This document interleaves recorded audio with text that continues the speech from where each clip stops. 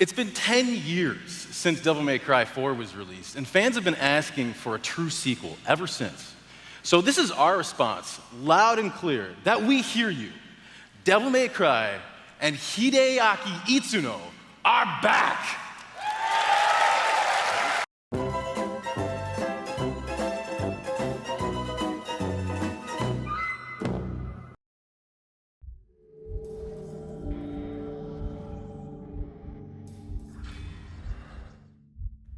Okay, let's do this.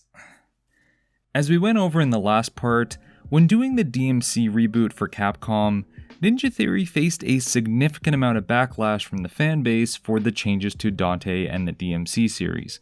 So much so that they had to start revamping things in order to address player concerns early on. Effectively, Ninja Theory was in a no-win situation doing this reboot. Capcom wanted them to change the Devil May Cry series from the ground up, often stating, if it was going to be the same as the old DmC, why would we give this project to you guys? And the fanbase didn't want the changes being presented, adapting the if it ain't broke, don't fix it mentality. So pretty much no matter what Ninja Theory was going to do, they were likely going to get rejection from one side or the other. It was this developmental dissonance that ultimately ended up defining the game that Ninja Theory would create, as well as the relationship that the developers would have with the DmC fanbase. One of the earliest encounters with this dilemma was shortly after the TGS announcement trailer was released, where, in an interview with now defunct website 1UP in discussing the new game, the project director Tanim Antoniades said, "The essence of Devil May Cry is all about cool. It's about Dante being cool and making you feel cool when you're playing it. And so the combat and the style system and everything is integral to that. But, you know, what was cool 12 years ago, I think that was when the first game came out, isn't cool anymore." He continued shooting himself in the foot by saying, "If Dante, dressed as he was, walked into any bar outside of Tokyo, he'd get laughed out." What Devil May Cry did when it launched was it brought everything that was great about action cinema, like the fashion, music. It was like a cultural melting pot. And I feel like now, for Devil May Cry to have that same impact, it needs to draw on new things. New music, new ways of cinematography, new fashion. Smithers, are they booing me? No, they're saying boo earns, boo earns. Are you saying boo or boo earns? After this interview was made public, you could say it caused a bit of a stir, because a good portion of the DmC fanbase didn't quite appreciate the statement being made. Times have moved on, and the stuff that was cool back then isn't cool anymore. Oh, you mean like wearing tight shirts like it was back in the 90s in the club? Look, Captain Spandex, you and Lieutenant Whisker Biscuit need to sit down and realize this shit ain't working. You look like you getting ready to go rob a jewelry store, Catwoman! Many were insulted by the idea that someone that was directing a reboot for the series seemed to be mocking a beloved character, especially after seeing the grungier Dante being shown in the trailer. But for a moment, let's consider what he was trying to get across here, because it does shed a bit of light on his perception of the project he was working on. Now, this statement may have been a counter-response to the negative criticism to the announcement trailer, so there was more than likely a bit of salt to it, but the sentiment of what Tamim was saying was that what is cool tends to change over time with shifts in culture, which is true. Long-lasting cultural icons do often morph and adapt to modern ideas and trends in order to stay relevant, while still keeping the core ideas of the character or story intact, which can help with its longevity depending on how well it's handled. I mean, that's essentially what happened with the most recent God of War game. The devs took Kratos, a character that has been dormant for a while and never really changed to any degree during the PS2 and 3 era, being angry, irrational god killer man, and drastically revamped the series by adding in a lot of contemporary trends that had gone popular since the last major game release, which is how we got God of War here. Fans of the older games might not have been happy with every change, but the critical response and sales don't lie, which goes to show how sometimes things need to change in order to stay relevant. Boy. Now, does this mean I agree with Tamim that Dante suddenly stopped being a cool character in 2010, less than 10 years after his first game? Not really. I do think he was incorrect on that one, but I've been a fanboy since 2001, so of course Dante's always going to be cool in my eyes. Plus, the concept of what is cool is incredibly subjective, especially depending on your culture. What's considered cool in Japan may not be so in Europe, and vice versa. And this was the core of Tamim's argument here, even if it is incredibly poorly worded. When Kamiya created the character of Dante, he based him off of what he considered cool at the time, which would also end up influencing his other characters in future games. And for Tamim and his team at Ninja Theory, they were essentially trying to do the same thing in their eyes with their interpretation of the character. Was it effective? Well, we'll get to that later. Plus, Ninja Theory was brought onto the project because Capcom thought the series wasn't selling as well as it should be, and incorrectly attributed this to the Western market rather than their releasing unfinished games. So it's understandable why the devs would be under the impression that there might be something about the series that needed to be fixed, or that they needed to breathe new life into it. Regardless though, even if the devs thought that, it might not have been best to talk about it so publicly after the initial announcement of the reboot, as it started a rocky relationship between Ninja Theory and the DmC fanbase. From here, there was essentially a 2.5-year back and forth domestic going on between DmC fans and the director of the reboot. Diehard fans of the series were not happy about what was going on with this reboot project, from the redesigns to the early looks at the combat, and were incredibly vocal about their concerns, some a bit less constructive than others, which was a surprise because people on the internet have never acted irrationally to change before. In response to this, Tamim seemed to take more and more offense to the regular criticism to him and his studio's work, and he began lashing out because of it. A lot of which is now lost to a deleted Twitter after some of his own negative responses toward the fanbase.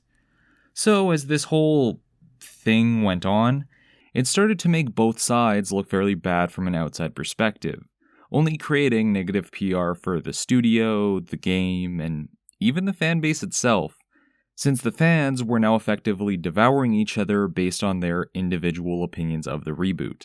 And what made it worse was the games media progressively stirring the pot. This isn't to say journalists shouldn't report on relevant news, but it definitely didn't help the matter and only made for more harsh reactions and responses. I had like a 4,000 comment thread about why his hair wasn't white when his hair is partially white in the trailer. So that irked me a little bit. But I like the passion of those guys on the boards, and I'd rather have them talking about us than not talking about us. Oh, so now you want to be an attention whore. You know what? You've said enough. You don't have to worry about me buying your little fucking game. Fuck you, Ninja Theory. Now, some guy named P.T. Barnum might say all publicity is good publicity, but in this case, the publicity that DmC was getting was in no way helping the game's image. The intent of the game on Capcom's end was to build a wider audience than the previous games had by having a more Western focus to it, but this was damaging the trust with the original fanbase. And while Capcom planned to use the inevitable controversy of the redesign to get its name out there on a wider scale and build up interest, the PR nightmare that was going on between the fanbase and the developers was definitely creating a bad image for it. So, as the release of the game was leading up, there was plenty of hypercriticism and hate being thrown back and forth between fans and Ninja Theory, especially after the demo for DmC was released and was found to be buggy and playing far more easily than any of the previous Devil May Cry games, further fanning the fan hatred and criticism it was getting. But this abusive relationship ultimately culminated in the scene that ruffled the most feathers for longtime fans, the infamous wig scene.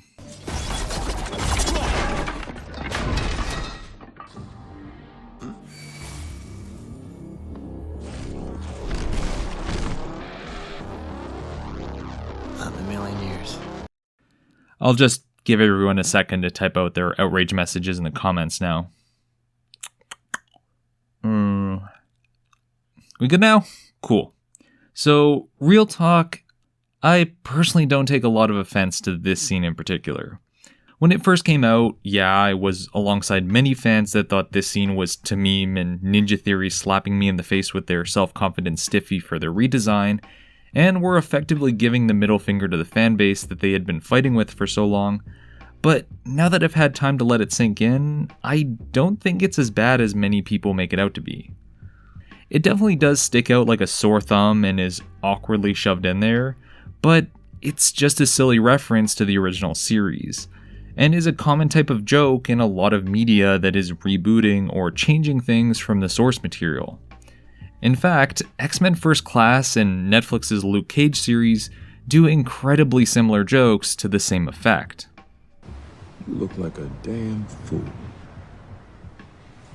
It's not meant to be an insult to the fans of the original designs, it's an inside joke relying on the fact that audience knows what the character's original design was, and in First Class's case, as a reference to the future look of the character. Okay, great.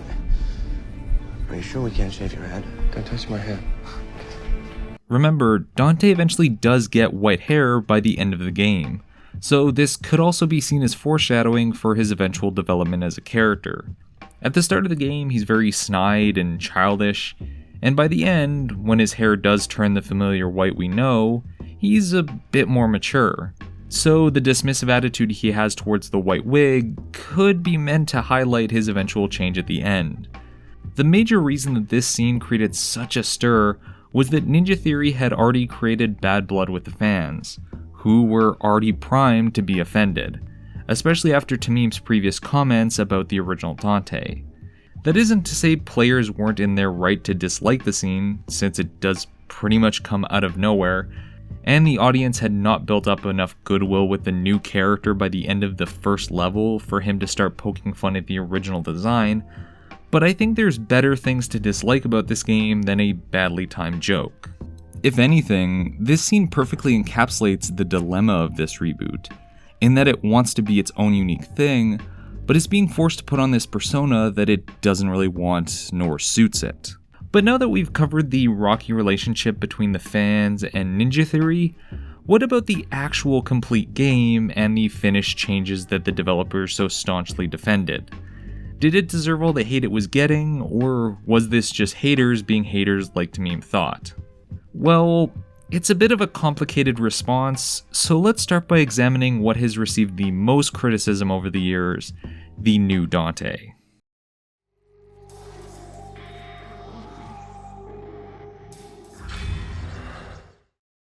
Probably the toughest part of rebooting a character that has a well-known design and personality is selling them from moment one.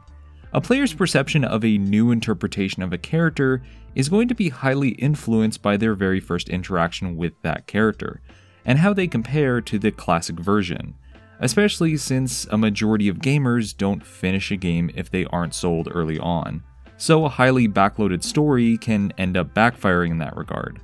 It's because of this that there's an incredibly tough balancing act between attempting to keep the traits of the original while making it your own thing. And if that balance isn't just right, it's more than likely gonna turn away longtime fans of the series. And this is one of Ninja Theory's biggest stumbling points, because comparing the new Dante and the old Dante is definitely a tough contrast. The Dante that Ninja Theory went with in the end wasn't as grim and gritty as the one shown in the original announcement trailer, but he definitely didn't fit the image of the character that the fans had come to expect after 4 games.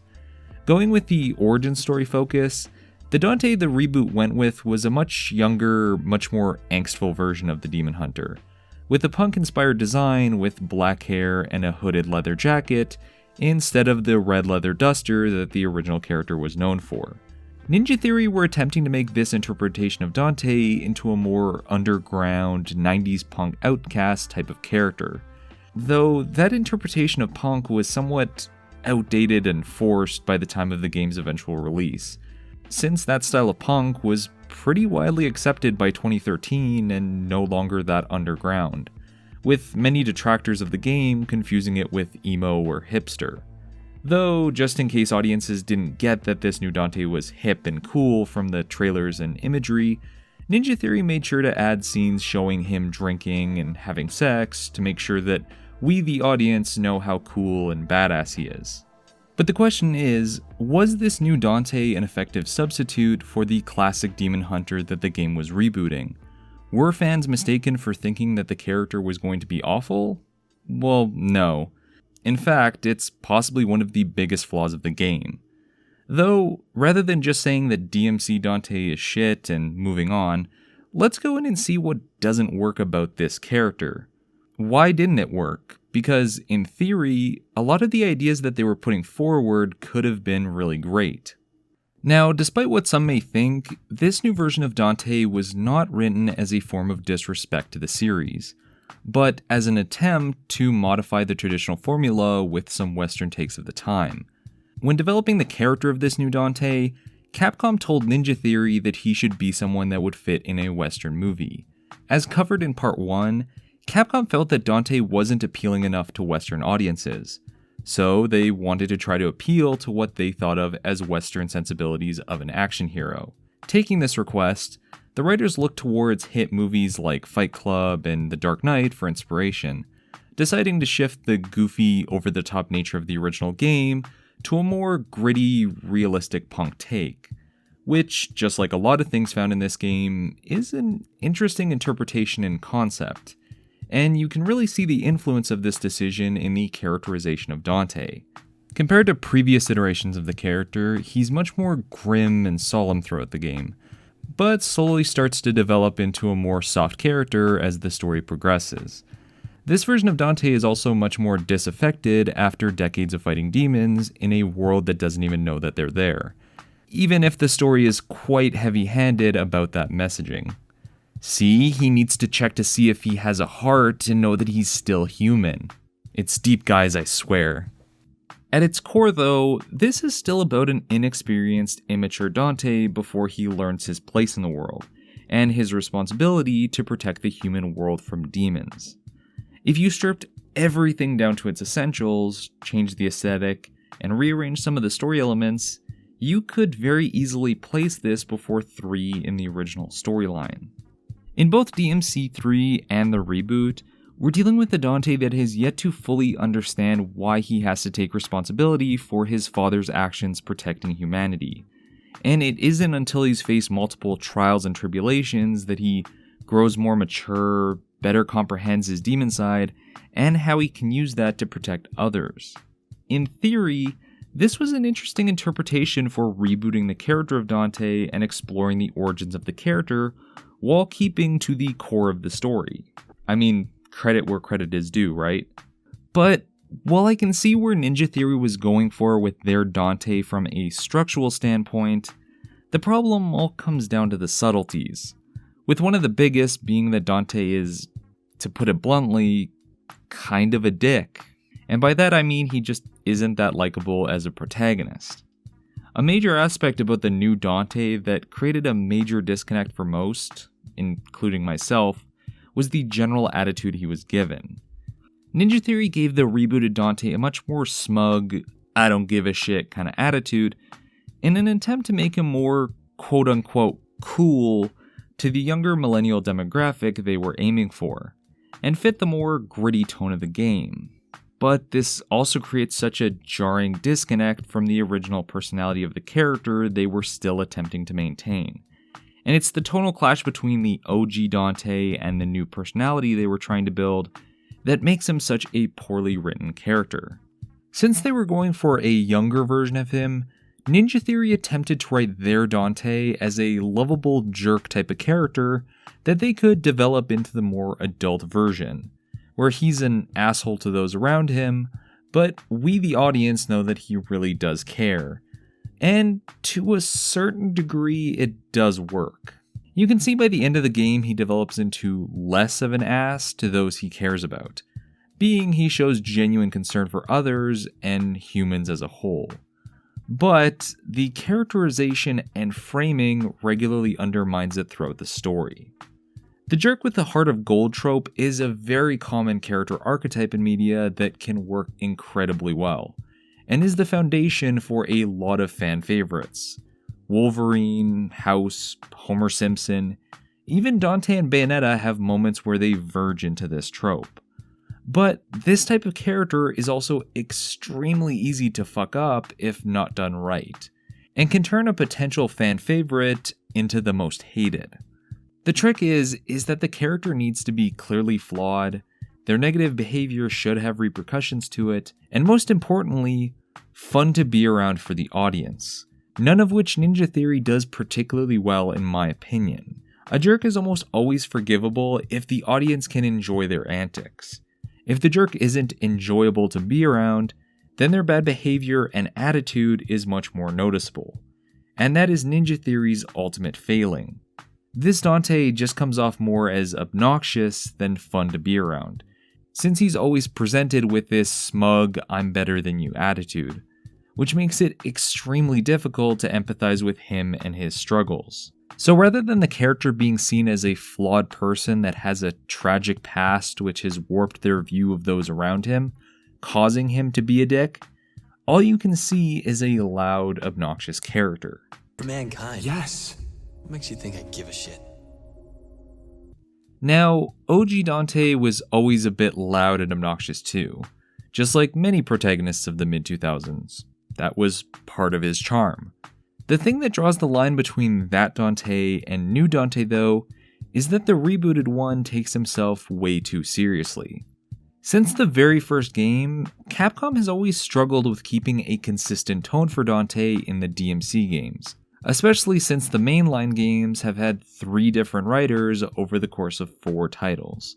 But one thing that has stayed consistent throughout is the irreverent attitude he has towards the world around him. Even the ultra-serious DmC2 Dante had this to a limited degree. King? Yeah. Here's your crown. When the original Dante would taunt demons or other humans like Lady, he was doing so for the sake of his own entertainment and to emphasize how in control he was. He was clearly having fun with what he was doing and didn't care too much about what others thought about him. And it was that characteristic that made him enjoyable as a main character. There were moments of more emotional depth for him, feelings of annoyance, sadness, frustration, but what drew you into caring about those moments was the carefree, devil-may-care nature Dante maintained even during the most dangerous situations, like taking an impalement only to just shrug it off. Dante is essentially Bugs Bunny in a world of Daffy Ducks. This is the final, the very, very last straw. Who is responsible for this? I demand that you show yourself. Who are you? Huh?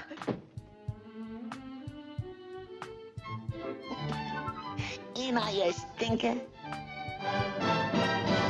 With the reboot, the new Dante does have elements of this, but it never comes off like he's enjoying any of it, or that any of it is genuine, since the story is so much more focused on his angst.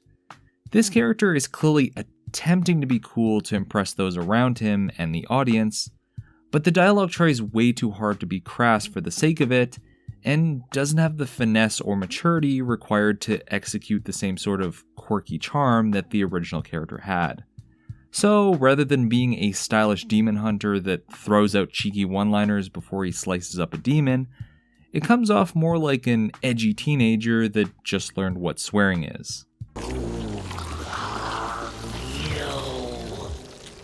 I'm your prom date, you ugly sack of shit. If you don't like it, you.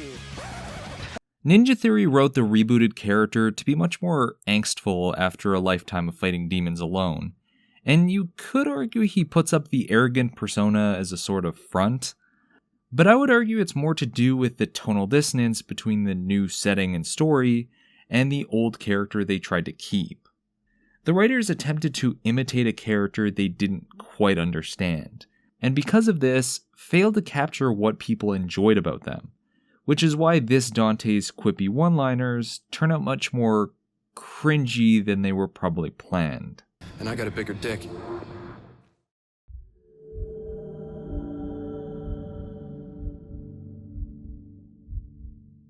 Aside from the writing issues of Dante, though, another complaint for DmC you will often find from fans if you're ever like me and torture yourself by delving into the dregs of the DmC forums was the way it played in comparison to previous games.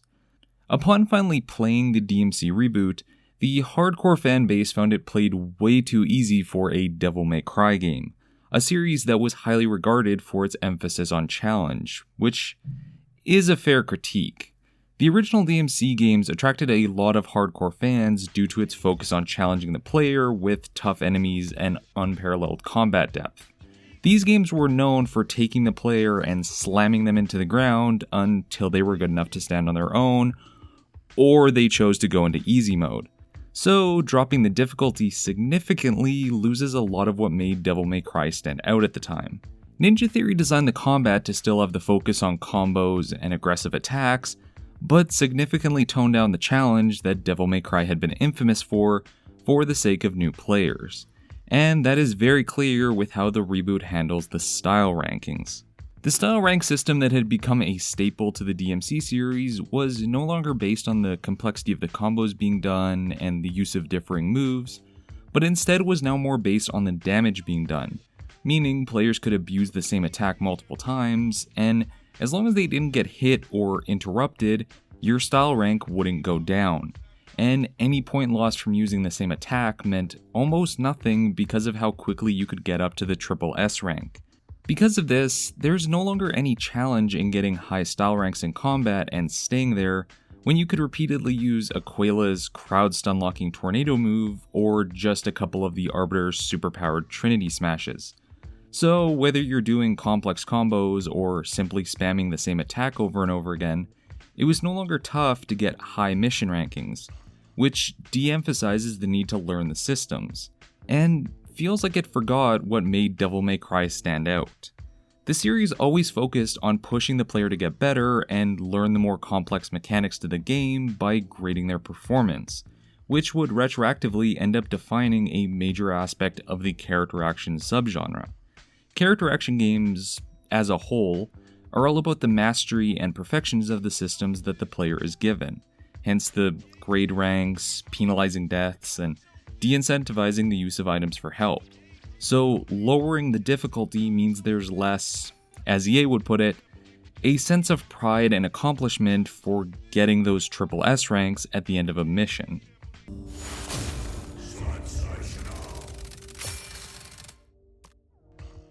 Though, it's still important to consider that Ninja Theory and Capcom's focus when developing this game wasn't to make something as challenging or demanding as, say, DmC 3, but instead something more inviting to newcomers, and making the combat less daunting was a part of that. Ronnie Tucker, the combat designer for DmC, has said that they were aware that newcomers to the series have always had troubles getting into the mechanics of Devil May Cry to the same level as advanced players, not really being able to grasp how they can do the crazy combos they pull off. So the devs designed the combat to be simpler to perform the more elaborate combos, but still have a bit of depth to it.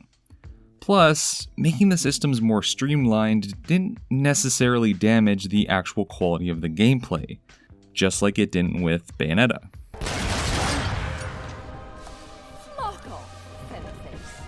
Very early on in DmC's development, Bayonetta was the new hotness in the character action market, and while it didn't do amazingly well sales-wise, doing well enough to keep Platinum in business during their early years, it was a critical darling. Many praised the way it handled its complex combat, but still made it accessible to new players, which meant Capcom and Ninja Theory had their eyes on it, especially since it was made by many ex-Capcom devs that had worked on the original Devil May Cry, until Capcom basically told them to get lost. And then we got Devil May Cry 2. Bayonetta was worth taking note of regardless though, since it made some major improvements to the character action genre with the more accessible, easy to understand combat that still maintained a great sense of flow, and brought a lot of new interest into that style of game, which is exactly what Ninja Theory were planning to do with DmC. So Bayonetta, a spiritual successor to Devil May Cry, actually ended up retroactively being somewhat of an inspiration to the DmC reboot. Let's rock, baby! Just like with previous Devil May Cry games, Dante starts with your basic sword and 2 pistols, but as the game progresses and you beat bosses, you gain more weapons for your arsenal, such as an axe, a scythe, some glaives, and a classic pair of punch gauntlets, each with their own skills and mechanics to them, which is fairly standard for a DMC game after 3. But one of the biggest changes that Ninja Theory made to the general combat in terms of streamlining it was making the weapons dependent on what mode Dante was in. Ninja Theory, with Capcom and Hideaki Itsuno's developmental supervision, wanted to build on the stylish combat of the earlier games, and added a mechanic where Devil Arms were now something Dante absorbed and were classified into being either angel or demon weapons, with the angel weapons being the fast but weak crowd control ones, and the demon weapons being stronger with larger windups. Each type of weapon could then be accessed by switching the mode Dante was in by holding down one of the triggers, and that would change the weapon Dante would be using at that moment, with his neutral state being used for Rebellion. At first glance, this may seem like a minor change, but it meant that you could switch between weapons immediately in the middle of combos. And once you unlock all the weapons, including the shotgun and grenade launcher, you have the ability to utilize 8 weapons at once in a single fight, without needing to stop and switch out or going to the shop to swap loadouts, allowing for a lot of versatility when it comes to the combos you can do in a sequence, which only grows as you progressively purchase more weapon skills and abilities. On top of this, after likely taking inspiration from Nero's Devil Buster in DMC 4, the combat designers added in a mechanic that allowed Dante to pull enemies toward himself or vice versa. By incorporating this into the gameplay, it added a lot to the combat in terms of mobility and control, being able to reach every enemy in battle immediately without relying exclusively on attacks like Stinger to cover ground quickly. So you can keep combos up easily without worrying about losing the enemy due to a hard hit that can send them flying across the level. When you look at it, the combat is just taking the wide variety of Dante from DMC 4 and mixing it together with the Buster mechanic that Nero had, which is pretty great if I'm being honest. And if you presented that to fans before the reboot, most would likely be pretty pumped for the potential that that could have. However, while the combat does have a lot of interesting ideas going on, the complexity of DMC's gameplay is a bit surface level once you really get into it, which is great for newcomers who want to be able to pull off cool, stylish combos without needing a 10-week training course. But when it came to the old hardcore fans, the game lacked the extreme mechanical depth that DMC 3 and 4 had in spades, which led them to being more critical of the reboot in terms of it not meeting the expectations of earlier games, especially since there was no longer the style system from 3 and 4, so there was less variety in approaches to gameplay or nuances to the mechanics like roll parrying or jump cancel combos. The gameplay was still designed around mastering the mechanics and utilizing combos effectively, but DMC's combat is just more focused around fluid mobility and accessibility over the more weighty, intentional styles of the originals. That isn't to say either style is effectively better, but just different approaches to the character action style of gameplay. Though, I will admit that DMC's combat isn't perfect either, and can go a bit too far in trying to make things easier for newcomers. Which brings me to Dante's DT. Partway through the game, Dante gains the ability to use his iconic devil form after going through his 5th or so Mind Palace level in order to tap into his powers. But rather than giving Dante a demonic superpowered form like in previous games, the DT now slows the world down around Dante, whose color palette now matches the originals, for some reason. It's implied that his demon half is the source of his white hair, so it makes sense why the devil trigger would change that, but there really isn't a reason for the red jacket other than to directly homage the originals. Aside from the visual change, this form still gave Dante an attack and speed boost like the previous DTs. However, the weird addition was having enemies being sent into the air like sitting ducks just waiting to get styled on. I know that Ninja Theory wanted to make the player feel cool, so giving them the power to just go crazy on a bunch of enemies can be good for giving them a sense of empowerment, but this effectively turned the DT from a powered up form for when you need a slight helping hand into an easy mode button, since it meant an automatic win for that enemy encounter by removing any need to be concerned about how to fight those enemies, which again goes against the thesis of Devil May Cry being about challenge and overcoming it in a stylish fashion. Though in retrospect, this ability to just circumvent fights may have been a good thing to a degree, because while I think the combat is well executed for what it's trying to do, the enemies could be problematic to it at times, especially when they're counterintuitive to the flow of that combat, which is my way of segueing to griping about the color-coded enemies. One of the most common complaints you'll find in relation to DMC's combat is that throughout the game there are enemies that are colored either red or blue, and can only be damaged by the correct type of weapon. Now, the idea of the color-coded enemies wasn't a bad one in concept, because it was essentially a form of game design that is meant to incentivize the player into using other mechanics and weapons during combat. Players can sometimes get into a rut using the same weapon repeatedly because they find it's the most effective, so it can be good to push them towards experimenting with other mechanics and styles through varying the enemy types. This is something that DMC even does with other enemies like the Butcher and the Dream Runner enemies. The problem with the colored enemies though is that they're completely counterintuitive to the gameplay, which is all about fluid movement and keeping on the offensive. But if you even graze one of them with a weapon that doesn't coincide with their color, Dante bounces off them like he just hit a wall, fully halting your momentum. This type of slap on the wrist punishment may not seem like much, but when a game is centered around having this fast, kinetic kind of combat, having something that directly prohibits it is a problem, which isn't helped by the fact that there's no hard lock-on function in the game. So there's no easy way to target a specific enemy, and Dante just automatically targets whichever one that is closest to him in the direction you're pointing.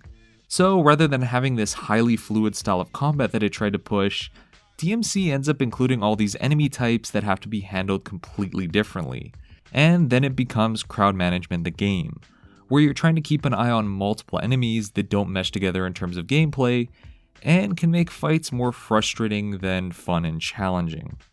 Now, before I move on from the combat by saying it's great in its own way and does a lot of unique things to it, but just didn't play like a classic Devil May Cry game, I do want to address the level design, because the level and environmental design in DMC is possibly the best in the series, at the very least in terms of creativity. Looking at the Gothic European inspiration that the previous games maintained, the level designers and art director wanted to find ways to bring a contemporary look to it to fit their story, and use the modern Gothic architecture in European cities like Barcelona and Genoa as a basis for the game's setting of Limbo City. Ninja Theory's designers put a lot of work into bringing their own unique aesthetic into the series, giving the world both a grungy look that is also surprisingly colorful throughout, with each section of the game having its own distinct color palette. Though admittedly some could be pretty garish and hard on the eyes. I'm looking specifically at you, Nightclub Level.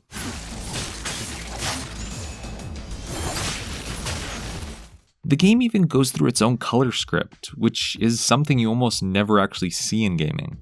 But beyond that, the art designers gave the setting a surreal aspect to it too, designing the city to be a living entity where Dante would be dragged into a parallel realm to fight demons, which meant that the designers could create a realistic European city while being able to toss it out the window at a moment's notice in order to have the entire area fall apart and attempt to kill Dante, which, on top of being fresh and unique, ended up fixing a major problem the Devil May Cry games have had for years. Devil May Cry as a series has always had a strange love affair with attempting to incorporate 3D platforming into its level design, whether that be shifting platforms or secret areas, though it's always been a one-sided love affair. The static camera and tight landings always made platforming one of the most frustrating parts of almost all the games. DMC4 made major steps to improving this element by incorporating Nero's grab ability into the levels, but it was used to an extremely limited degree and was more of a combat ability, though this would be the core inspiration to DMC's platforming. The use of pulling platforms, swinging points, and an air dash gave DMC the most inventive level design in all the games in terms of mobility and creativity, where the levels have the ability to constantly morph and shift as long as Dante has a point to pull himself to or drag a platform into place while in motion, allowing for some extremely inventive levels and set pieces where the whole area could become warped and fall apart while you're going through it, or creating blockades for movement in order to redirect you in another direction from where you were originally set to go, and enhances the idea that the world is this living thing out to get you. The trade-off for this, however, is that there is significantly less allowance for exploration in DMC, as the levels effectively put you on rails. Very good-looking rails, but rails nonetheless. The levels are essentially a straight line from the start to the end, and are missing the genuine Resident Evil-esque exploration that brought a bit of charm and depth to the locales of previous Devil May Cry games, especially since the setting that Ninja Theory made could have allowed for some interesting levels in the mapping. Sure, there's exploring for collectibles and secret missions here and there, but that's more transparent busy work to pad out an already brief game for replayability than it is fun ways to explore this world, and doesn't really add anything to the levels themselves.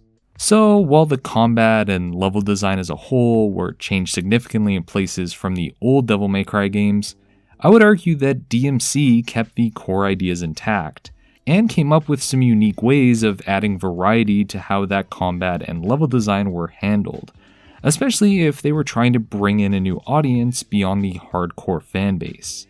Sadly though, this did not help the story of the game, which was the main reason why Ninja Theory were given this project in the first place.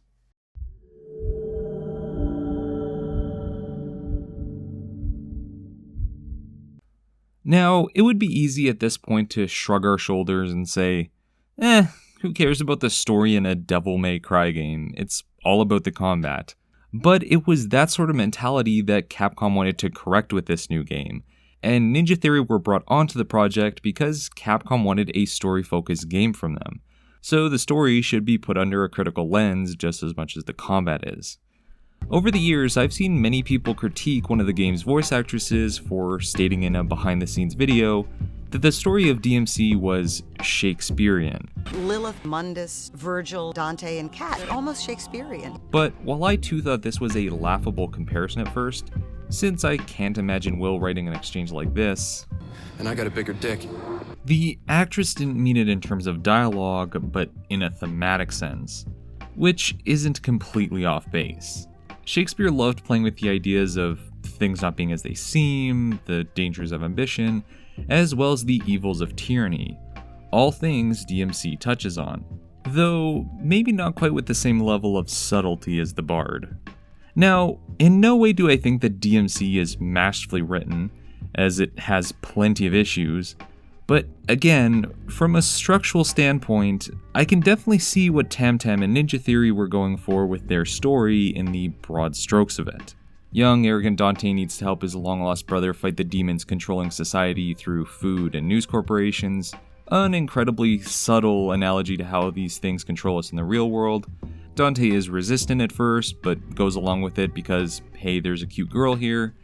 As Dante helps Virgil and Cat with their underground resistance movement, he starts to appreciate them and other humans, gradually build up to the fight with the big bad Mundus, who's the one who killed Dante and Virgil's parents, thus giving them a personal investment in stopping him. Dante defeats Mundus, thus finding justice for his mother. Brother does a heel turn, planning on taking Mundus's place as ruler of the world, leading to him becoming the final confrontation, and on Dante finding his appreciation for humanity after stopping his brother, who is a representation of how he himself could have turned out if he didn't find that humanity. Roll credits. From a broad strokes perspective, DmC isn't terribly written. It has a simple coming-of-age story that isn't overly complex, but still has themes it's attempting to convey. Though, much like with Dante's characterization, the problem doesn't have so much to do with the structure, it's all the smaller things that make it up. DmC actually has the inverse problem that Bayonetta does when it comes to telling its story. Bayonetta has fun and likable characters with charming dialogue that engages you into their personalities, but a terribly convoluted story that makes absolutely no sense. On the other hand, DmC has a clear, well-structured story that's easy to understand, but terrible dialogue and characterization that sours the entire experience. Me, a god, versus you, a piece of shit. To start, the main character just isn't likable. Oh, damn, we already covered that. Okay, the main cast isn't likable. Dante is the centerpiece of the game, but even those that surround him are equally poorly handled to varying levels. Starting with our representative for humanity, Kat. Kat was useful, but... Useful? Just like with James Bond, a recurring thing in the Devil May Cry games is the ladies that often join Dante in his adventures, which is something Tamim wanted to reinvent. In a rather tasteless interview, Tamim stated that his team had thrown out Devil May Cry's previous approach to female character design because it's not actually that attractive, stating that when it comes to female characters in games, you can't use cheap tricks to titillate people into wanting to buy your game. I've nothing against big tits, I'd rather have my head resting on a pair right now, but if you're going to try and stimulate someone on different levels, there's better ways to do it. Tamim believed a character you could see as a girlfriend is more attractive than a prostitute walking around with a big gun, not to demean prostitutes, likely referring to Trish from the original Devil May Cry series or possibly Bayonetta. Tamim, you really make it difficult to play devil's advocate for you, because while I can see what he means in regards to female characters needing more depth than fan service if they want to be seen as interesting characters, there's a pretty big misunderstanding with the idea that DMC's women are simply prostitutes with guns, especially with Lady. I'll be the first to admit that Trish didn't have a huge amount of depth to her in the first game when it was released a full decade earlier, but when you look at Lady in 3, there's a lot more depth going on there than some chick with a rocket launcher. Honestly, one of the reasons DMC has the best story in the series is because she's so prevalent in it and is central to Dante's own character arc. Lady isn't a beloved character because she's sexy or dresses provocatively, but because she has a compelling story and a strong personality that makes me feel things. Again, I can see where Tamim was coming from in that women in games can be more interesting than just attractive, but downplaying the girls in Devil May Cry doesn't help his argument much, and Kat isn't exactly the best defense of his counterpoint. Throughout DMC, Kat is meant to be the driving force for Dante's character development, but if this is what a girlfriend type of character is like in the game Tamim, I'll take Lady or Trish honestly, because when you break it down, Kat is a fairly nothing character with only a passing hint of a motivation that is briefly touched on in a scene with her and Dante. A scene that is meant to make us think that they're soulmates because of shared trauma. Her main purpose in the story is mostly just to create portals into limbo for Dante a couple times in the game, and then get captured so she can be a damsel in distress for Dante to protect for the rest of it. And while Tamim wanted to write a better female character than the previous Devil May Cry games, he ended up writing the most egregious one in terms of how many cliched tropes she ends up falling into. I don't even think she could pass the Plinkett character test by any means, because I seriously strained to think of a good descriptive character trait of hers. Trish in DMC 1 wasn't that complex either, but that was 10 years earlier, and at least Trish had an interesting personality and goes through her own mini arc in that story. Considering how he never interacts with any other humans in a deep way, Kat is clearly meant to be the sole motivator for Dante changing his ways and seeing the good in humanity, which is a good idea. Having another character be the catalyst for the protagonist's growth is a classic writing technique. Heck, it's even used in DMC 3 with Dante's relationship with Lady. But with the reboot, Kat doesn't really do much to inspire that change in Dante aside from existing. With Lady, she's actively trying to stop her father from opening the Hellgate, which parallels Dante's family issues with his brother, and her clashing with Dante over who gets to stop them makes him truly realize he has a responsibility to his father's legacy and humans as a whole. With Kat, she just tells Dante her backstory at some point, and then she's suddenly the most important thing to him. There isn't enough in this story to reinforce that Kat should have any genuine influence over Dante's personality, yet it is still the driving force for most of his actions. Considering the big part of Dante's character arc is rekindling the humanity he thought he lost, Kat should have been the one to bring that out of him by showing the best of humanity. but she's just a blank slate that we, the audience, are meant to associate as the representation for humanity because she's the weak human of the group that Dante falls for, which comes off as lazy writing. And it isn't helped by the fact that she has no strong motivation of her own, which, with the way the game frames it, appears to be based almost solely on the guy she currently has a thing for, since her motivation switches between wanting to help Virgil for saving her when she was younger, to wanting to help Dante for saving her now. Cap was useful, but... Useful? Beyond a poorly written Dante girl, though, another significant problem with the story of DmC is there's no strong antagonists. No matter how well or poorly written a protagonist is, they can't really stand out if they don't have good antagonists to challenge them. Not counting the 2 final boss fights, which we'll get to later, there are about 4.5 so-called bosses in DmC, which is about as many as the first Devil May Cry had a decade earlier.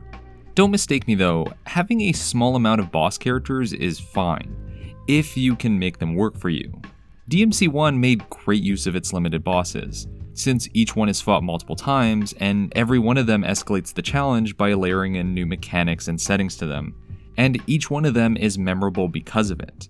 Phantom is one of the most highly regarded bosses in the series, and there isn't a huge amount to it beyond being a giant lava spider and the boss fights themselves. But they are great boss fights that do a solid job of establishing Phantom as an antagonist to Dante.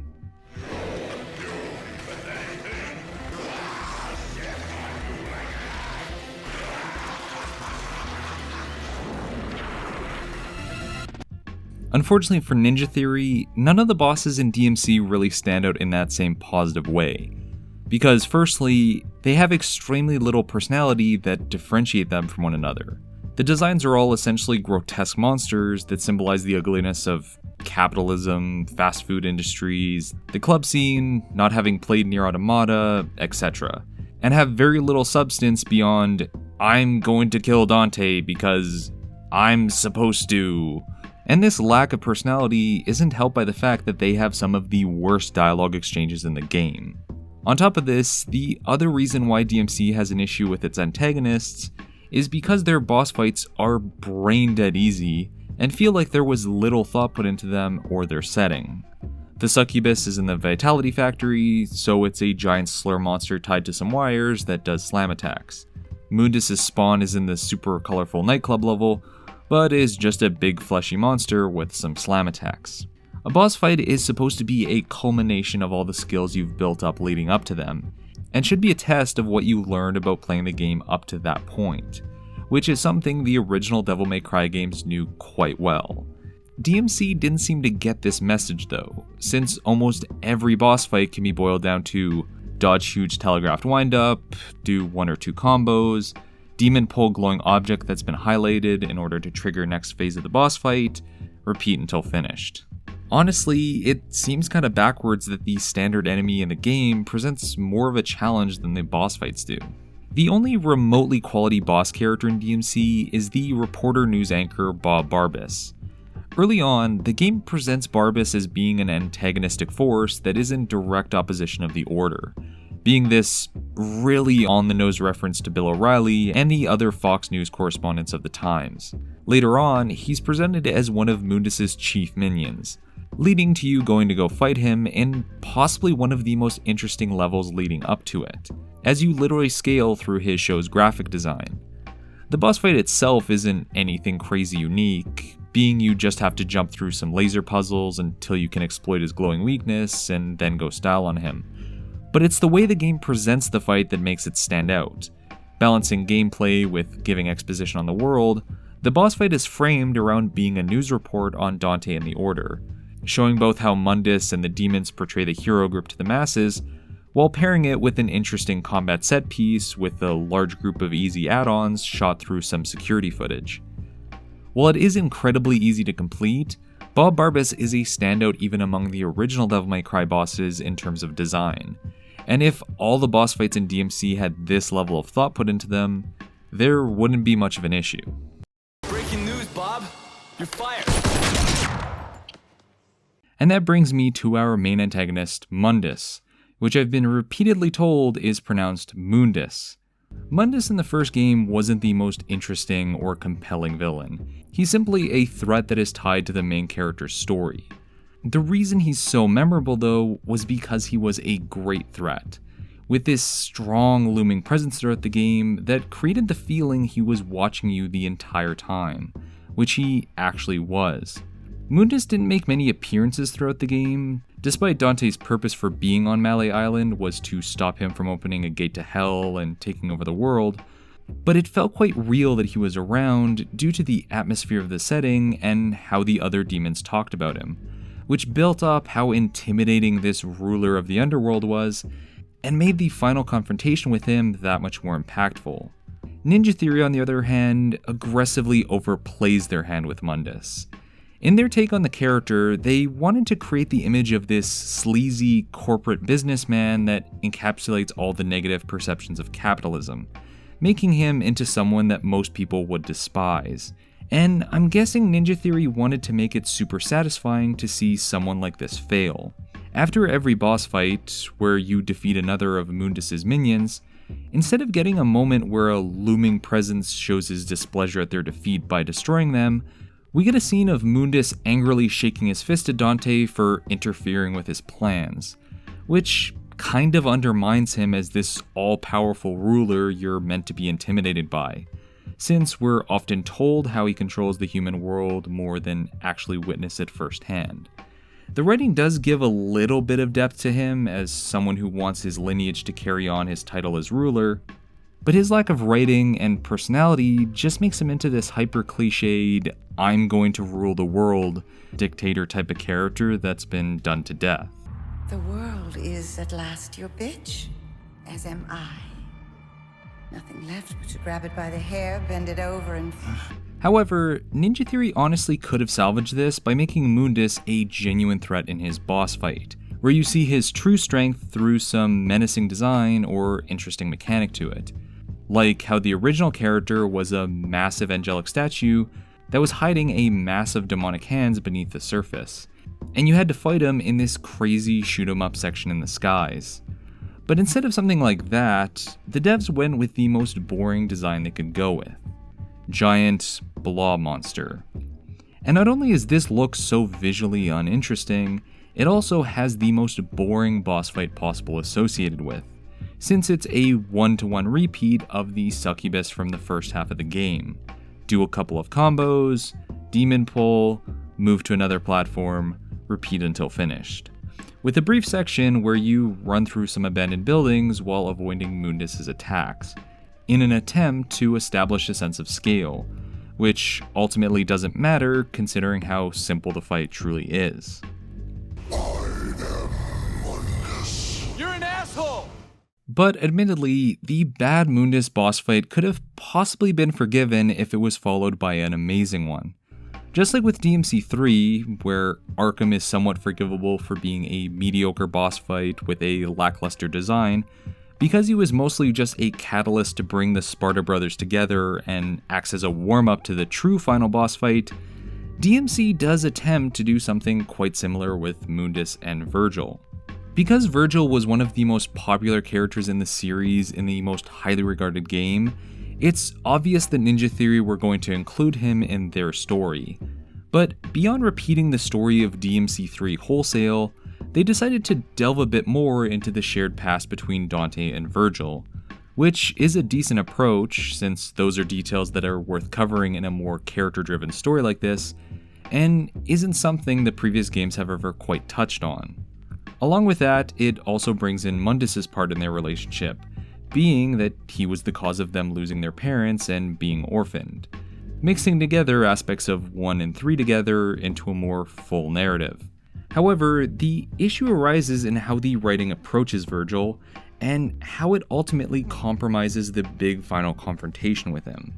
The devs clearly wanted to make this game's story about two brothers who clearly care about each other, but in the end can't come to terms with their differences, with a heavy story focus being on Virgil and Dante teaming up to defeat Mundus in order to avenge the family they lost to him. However, once you defeat Mundus and the demon world is made real to the humans in a super subtle moment about how the people need to be able to rise up against their oppressors, Virgil reveals that he now plans to rule over humanity because they're too stupid to take care of themselves.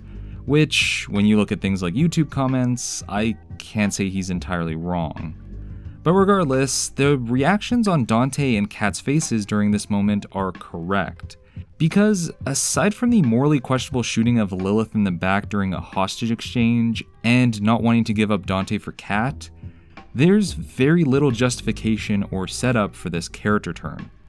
This could be seen as Virgil burying the lead and being really good at hiding his true intentions, but even if this was someone's reading of it, the way the game actually presents it, Virgil simply seems more incompetent and inconsistent than clever and threatening by the end, considering how often you have to come to his rescue. If there was any perception that he could handle himself to Dante's level, the final conflict and following boss fight could have had some weight to it. But since the game has demonstrated him as unable to handle himself in a fight and needs Dante's help, including saving him from Mundus in the previous chapter, there isn't much of a threat to him challenging you at the end and simply makes for a confusing character change.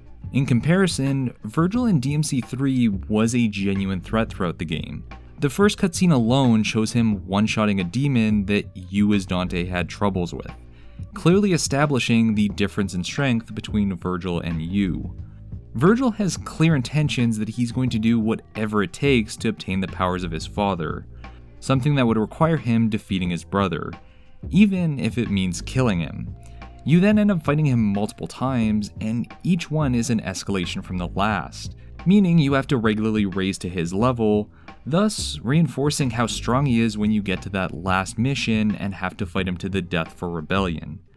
So when you compare that to how Ninja Theory approached their final fight with Virgil, it falls quite flat.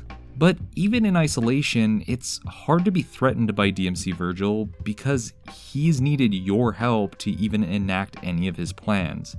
And you've been the one to save him multiple times throughout the story, as he's the weaker brother. So when the heel turn happens, there's very little to be intimidated by.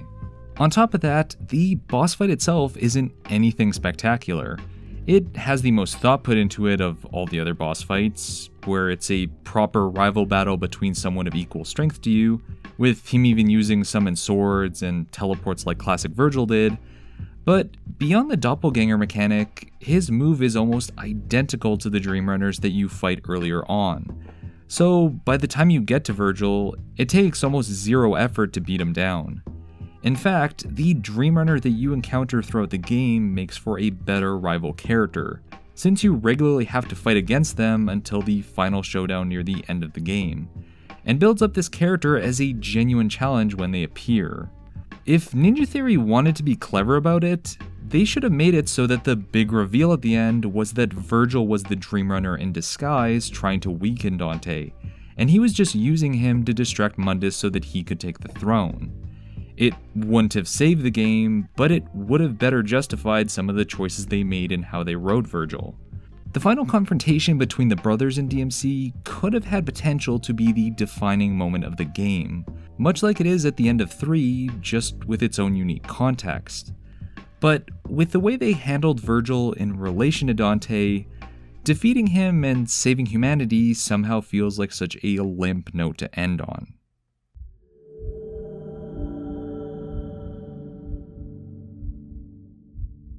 When I started working on this DmC Devil May Cry retrospective, I thought I would spend the entire time just tearing into it, picking apart everything awful about it and how disrespectful it was to the original series. But when I started doing the research into the development and really looking at what they did with the game, I realized I just don't have the energy to keep hating a studio and director that made an alright game 5 years ago. Yes, DmC has its problems for sure, but it does have its strong qualities too, and Ninja Theory did the best with what they were given. Ninja Theory is a legitimately talented studio with some passionate developers. Setsuna Hellblade alone clearly shows that, but they were pushed into making a game that they couldn't possibly do right by the fans with the expectations set by Capcom. And certain writing choices and the PR troubles that followed didn't help the matter one bit. Personally, I think they did a good job for the almost impossible task they were given. Regardless of this, when the game was released in early 2013, the fans of the series made their voices heard and rightfully voted with their wallets, saying that they didn't want this reboot and wanted the series to go back to the original games. Due to this negative outcry by the fans and the poor reception on sites like Metacritic, where some were going out of their way to score it as low as a 0, even though it's nothing close to something like that, DmC did quite poorly, despite critics being quite favorable to it. This resulted in the game not selling anywhere close to Capcom's original expectations for it, thus putting a stopper to their outsourcing of their IPs to Western developers, and ultimately putting a nail in the coffin for the rebooted universe. Though, despite its sales not being as high as what they hoped for, even DmC Devil May Cry was not safe from Capcom's habit of re-releasing their games. And so, in 2015, we got DmC Definitive Edition. While Tamim was quite defensive of his team's work on the original release, it seemed like Ninja Theory and Capcom were genuinely listening to their critics, as the Definitive Edition addressed a lot of things that people had criticized it for. Color-coded enemies were revamped so that they took minimal damage and no stun from the wrong weapons, rather than outright halting the attacks, making for smoother combat encounters. The style system was reworked to be closer to the original games, and even added in the must style mode, making it so that enemies couldn't be damaged unless you were at S rank or higher. A hard lock-on was also added in, making it easier to handle larger groups of enemies. Other attacks were nerfed and buffed, some of the needlessly explicit scenes were cut, while a scene was added to explain how Kat knew the layout of Mundus's building. Honestly, the changelog for the Definitive Edition is one of the most extensive I've ever seen for a AAA game. But even if the Definitive Edition fixed a healthy portion of the game's issues, the damage to the game's image had already been done, and nothing was going to change that. Since the game's release, DmC has been seen as a major stain on the series, since it was the last game to come out for a long while, and was thought of as one of the reasons why there was a 5-year drought for any new Devil May Cry games.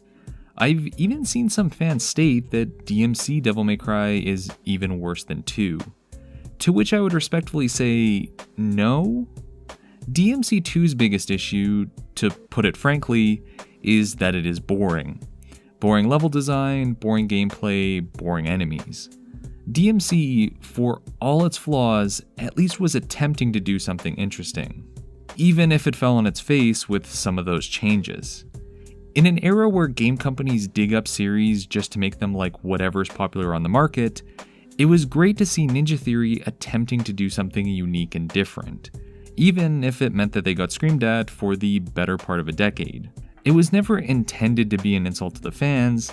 It was an interpretation that failed to live up to exactly what the fans wanted. Ultimately, the thing that held it back was the fact it had to be a Devil May Cry game. In an isolated vacuum, DmC would not be considered the scar on the series it's seen as, since many of its problems are contextual. It instead would have been seen as a decent Western take on the genre that homages the Devil May Cry series. However, nothing of note is made in a vacuum, and everything needs to be looked at within context. And so, as a reboot to Devil May Cry, DmC does have a lot of failings. Nothing quite worth the unabashed loathing from the fanbase, but a failure nonetheless.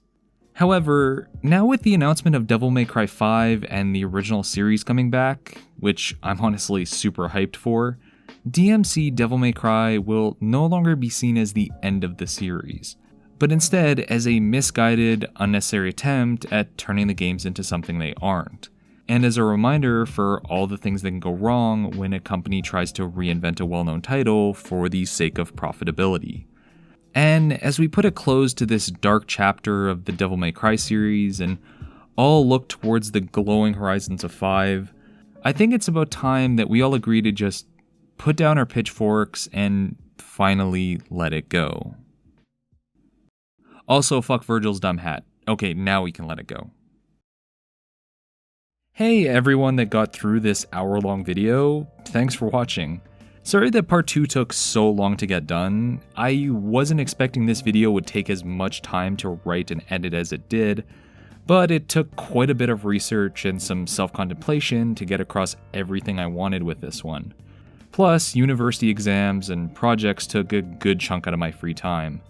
But now I have a huge amount of knowledge on Led Zeppelin that I'll likely never need, so that's a thing. I just wanted to get a couple of quick announcements here before I go. Firstly, I finally made a Patreon. Feel free to check it out if you like my stuff and are interested in supporting what I do here. Secondly, unfortunately for the channel, I'm going to be taking a long overdue trip to Japan for the majority of July, which means there isn't going to be a wealth of content while I'm gone. The good news is that while I'm there, I'll be doing some quote-unquote research into something that I've wanted to talk about for a while now. So when I get back, I'll hopefully have something super cool for y'all, and finally get back to covering something other than character action titles. But before I go, there is one thing I wanted to address. They're just action games with really good combat. Action games with really good combat.